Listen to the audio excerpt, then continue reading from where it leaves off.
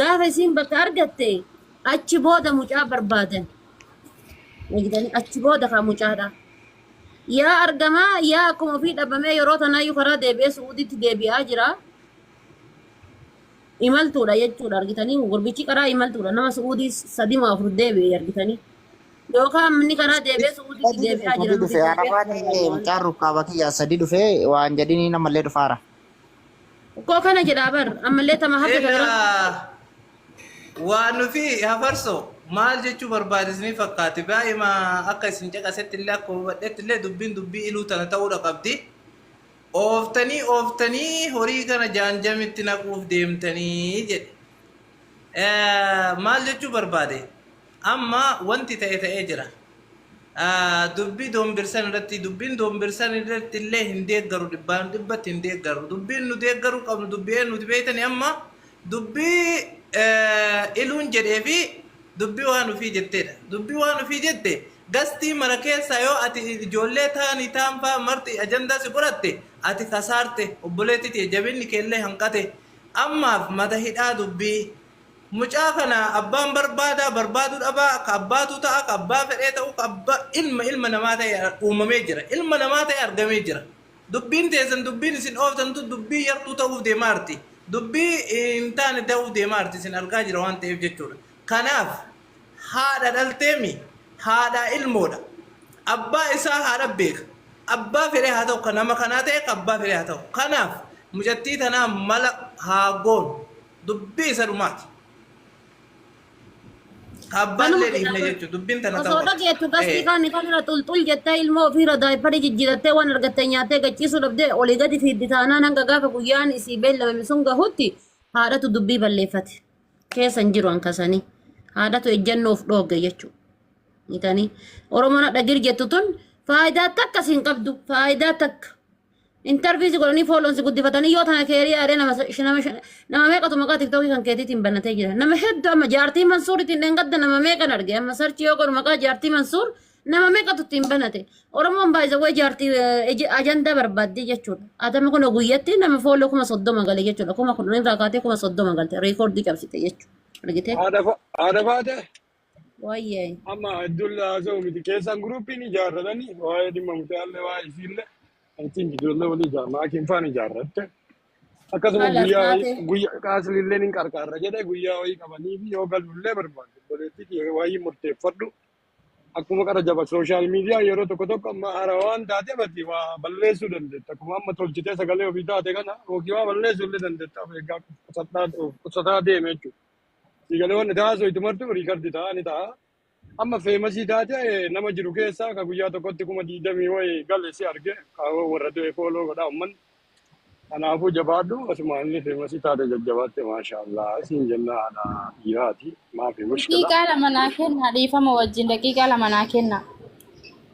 Baay'ee dubbii. Akkuma isin jettan namni rifatee fi namni waa ta'e waan haasa'uun beekuun of oolchaa yoo dogongorellee anillee akka ilma namaa tokkotti bultiin ijaaradha jedheen itti seene ammoo waan ilmi namaa jeen ta'u Oromoo waan rabbiin jee malee hin ta'u kanarra ilaalina kanatti murteessuu hin qabdan yoomillee jechuudha. Ani jaaladheeti miti akkana ta'e har'a borurra naataa jeeti Oromoo anarra akkana ta'a jedhee iyyaanne hin beektani bakka ilmoo dhiiraa takka boru siisirreessa har'a siisirreessa boru siisirreessa. Marraa meeqa qarshii 2,200 narraa fuudhe obboleeyyan kiyyaani waan dabarseellee dubbachuun barbaadu amma ministirri kun akka itti ba'e eenyu mucaa farsoo jettaniin kana hiriyyaa isaatii keessaan illee wal beekanii liibirrallee waliin seenan osoo mana na wajjin jirullee afarsoo jee gisee haasa'u inni illee hin dhagaa hiriyyaa isaatii isattu itti hime malee ani dubartii intala arsii takka rakkadhullee rakkoo kiyya ol baasee dubbachuun fadhu beela'ullee beelee jee dubbachuun fadhu har'a ani ilmoo kana akka nama jaarsi jalatti guddisaa jirutti ofii kiyya mana arabaa keessa baatii 8tti dalagarraa galee eega ulfaa'eetirraa ndakkaa nama tokko gaafadheen beeku nama tokko gaafadhee rakkiseen beeku atta ummaa xiyya qarqaaraa jiraachaa jira jechuudha atta isaa'uu qarshii 2,000 irraa kafalee osoo garaa qabu ilmoo isaa ol fide jechuu ani kamisirraa jechuu mucaan kun hin beeka mucaan amma waan isaa haasa'u kun afarsoo jettan kun hin beeka sinii galee ani inni nu hin beeka jechumaafin afaan irratti dubbii isan qabu jedhee haa dubbatu jedhee callisee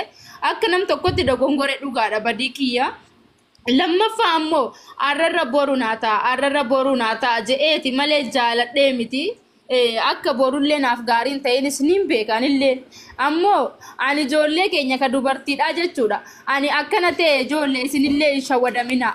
Ammoo waan akkana yoo isin mudate akka kiyyaa kanatti obsaa jiraadha. Dalagaati ilmoo keessan galmaan ga'uu yaada jedhee nama TikTok illee viidiyoo illee waraabaa jiru. Nama tasfallee muree miti garuu bakka inni qaama qullaa nagan lakkise kanatti osoo aan waliin rakkadhee waa meeqa mistira isaa obsee fi waliin jirutti qullaa nagan lakkise irratti hadhaa'ee ol ba'ee dubbadhe malee an nama silaa beelee rakkoo meeqa na mudatte ol ba'ee dubbadhu miti har'aan tana obboleeyyan kiyya akkaataa dheebeetuman dubbadhe. Habibti siin jedhee bar miti wanta tekeeriyaa ansiin jedhee bare inshallah kan viidiyoon isaa gadi bahee iyyuu waan giifti irrallee seeneen dubbadhu asitti illee haadha faatee jiraa fi obboleeyyan kiyya kaan illeetu jiraa fi dubbadhe malee kan dubbatinina namni waa sii godhuu danda'u makii iluu innaa gorsa keessan dhaga'ee jira. Aslii ijoollee kanniintu waa sii godhuu danda'a warroota qaban miseensa qaban deeggaraa qaban qabatanii isaantu waa sii godhuu yaada keessanii nu na bira dhaabbattan naa loltanii naa dubbachuun keessanii akka nama waan guddaa naa godheetti akka nama waan guddaa naa godheetti sin laala. Asii jaalatullee jira mataa kan kee ofi gadi hin dhiisini mataa kan kee ofi hin jeeqini xiinsammuu kan keetiif yaadi hadda si biyya galchuu yaadanii osoo ati dhibamtee jettee yookaan rakkina takka waan tokko dhibamteeti waan yookaan lubbuu tan ta'e wantoota tokko waan tokko irra geette dhugaa rabbii siin jedha namni waa sii godhu tokko hin jiru. Ilmoo tan ta'e edan osoo irraa dhibamte edan osoo irraa kufte ilmoo tan ta'e tanaaf namni waa godhu tokko hin jiru. Namni ka'ee daayiparii irraa jijjiiru hin jiru. Argite abbaa malee abbaa lammiin qabdu ilmoon. Kanaaf asitti himeedha sammuu kan kee ofii hin jeeqin. Makiin siin jettee Fatee ammas Jamiilaan siin jettee kalaas qabadhuuti waan isaan siin jedhan san irratti deemi. Kana booda gastii namaa keessatti akkasin argine gastii namaa keessatti abbaan barbaade sheersi godhee fidee kootu yaada kennadhu siin jennan haa hin fedhu biizii jira.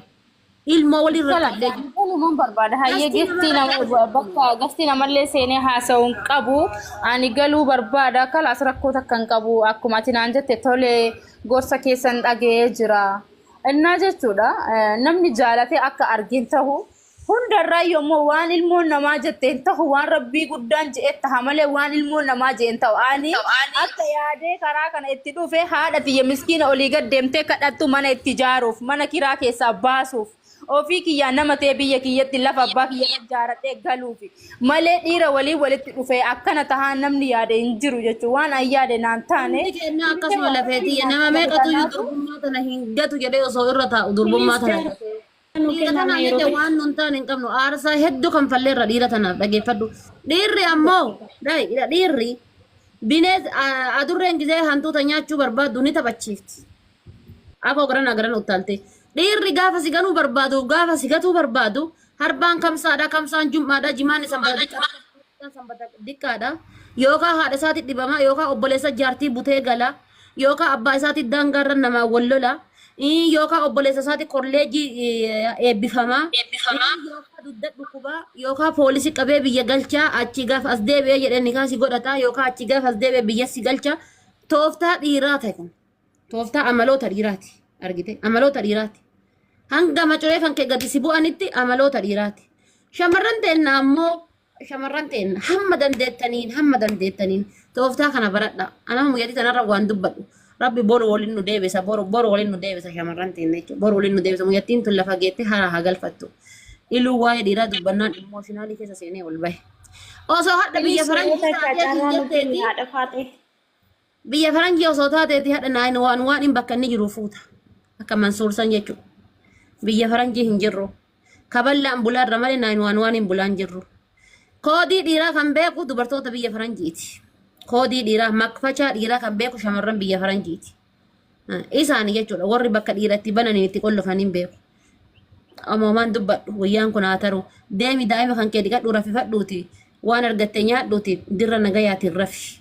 Taani ammoo laakoosa kiyya si ergeera keessaan na dubbise agasiif nagaya. Waan ofii callisi waa'ee singilummaa ta'eetiin boo'ini.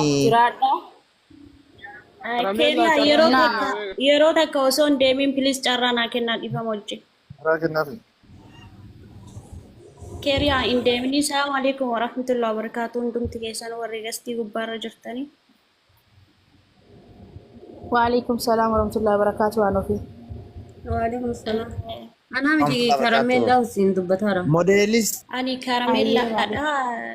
modeelistii warra karjii dubbadhu.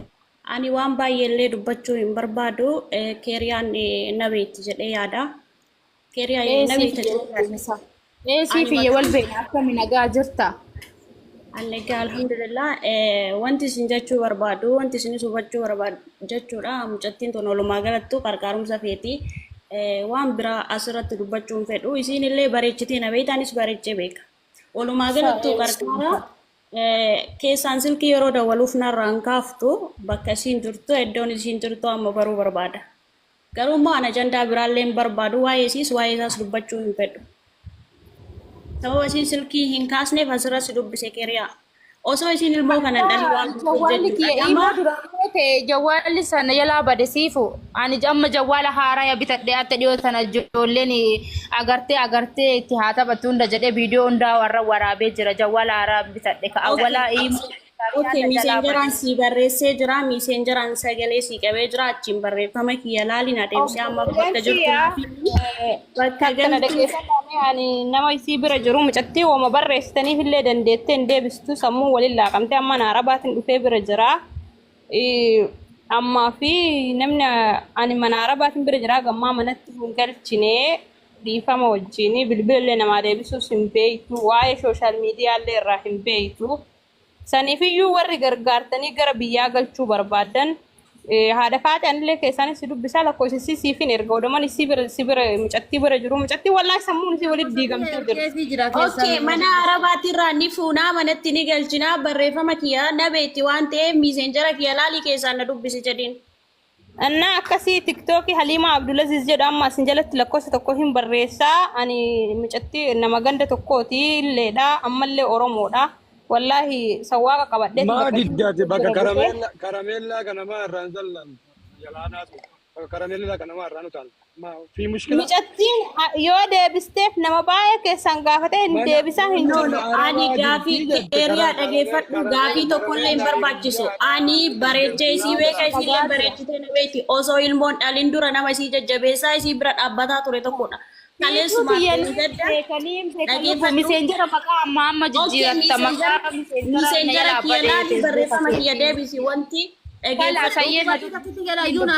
dubartii takkitti gala ayyuu naasayin si jamir mataa si jeetti mali naasayin dubartii takkitti gala waan ofii dhageeffadhaan mataa isii jeequuf osoo hin ta'ini dhageeffadhu siif hima maasi godhe hin kaasini viidiyoo sanillee hin laalin ammallee wanni rabbiin isin qabu an ila wanni rabbii keessan isin qabu ila na dhageeffadha rabbii keessan of sodaadha afan somena waan of dhageeffadha waan ofii saba yaan tana qofa dubbadhee gastii keessaba hin bayin na dhageeffadha naa obsi karamella rabbii keessan sodaadha akkaataa amantii keessaniitiin ka waaqeffataatis ka beenteetis guys warri kaayiroo rabbii keessan uf gubba sodaadha viidiyoo isiidhaa kan fi miti bar haadha faatee namoonni tokko maa iyyitisiidha isin osoo waan hubatiin hinaasa'in haka viidiyoo mucaan gadhiises viidiyoo mucaan mucattii gadhiise hanga gaafa inni bakka du'ee galee duleetii godhuufi viidiyoo san du'itti gootanii irra yaada kennatina rabbii keessan uf gubba sodaadha rabbii keessan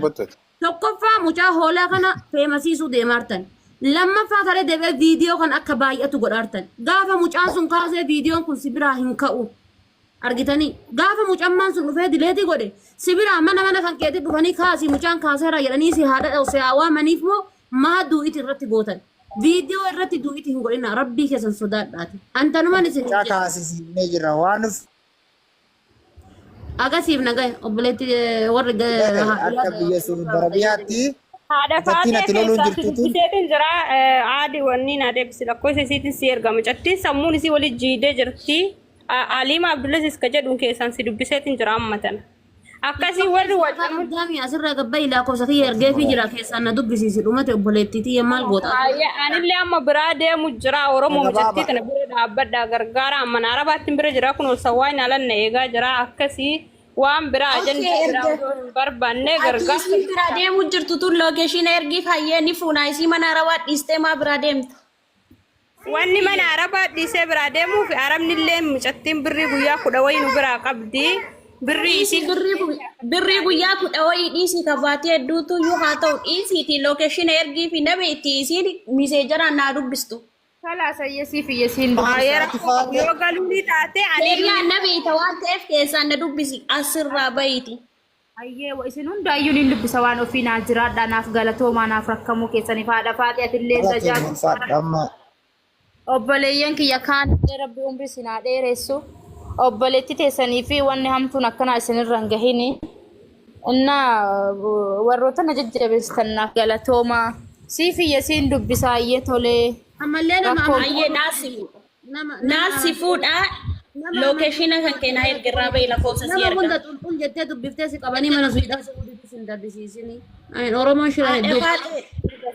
Haadha faatee waa takkasiif immoo mucayyoon tun osoo isiin ilmoon dhalin isii beeka nama Namni hundi kootu of course dhageeffadhu ka maaliif ani ajandaallee godhee waan beekuuf hin beekne asirra dubbachuun fedhu garuu kaleessaayyuu nama isii bira dhaabbataa ture isii jajjabeessaa ture tokkodhaan amma nama afaanii isii gargaaru osoo hin taane jechuudha.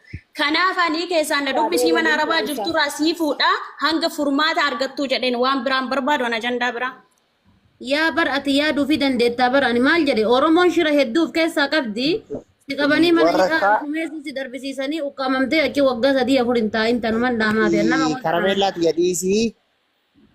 Wanti waggaa 3 illee sii teessisu hin jiru ofii galuu feetee ilmoo galfachuu feetee sirraa galchinaa keessaa nu dubbisi gaafa duraa barreeffama namaan laaltuu tiiktookii malee dhaqii miiseenjara kiyya laalinaa deebis. Kalaas namni kun nama itti dhiyaatu haadha faatee haa dubbistuun furmaata godhuu fi dandeettii nama itti dhiyaatu waan taateef mana arabaa sanitti si dhukkubuun rakkoon qabu. rakkoo takka hin qabu isinuma hundaayyuu dubbisa rakkoo takka hin qabu isin wajjin jira inshallah hanga dhuma kiyyaa inshallah rabbummaan isin agarsiisu isin akkana na cinqamtanii na gargaaruu keessanii na bira dhaabbattanii arra kasilaa hadhaa'ee lubbuu kiyya balleessu ilmoo tanarraa isin jechani waa hunda dhiisee nama akkana si bira dhaabbanna amshir naan jedhu jecha waa meeqarraa deebi'e qalaxa guddaan kana ga'u qalaxee jiraachuun nurratti hin jiraatu jedhee ana wala obsa baay'een qaba tureeyyuu.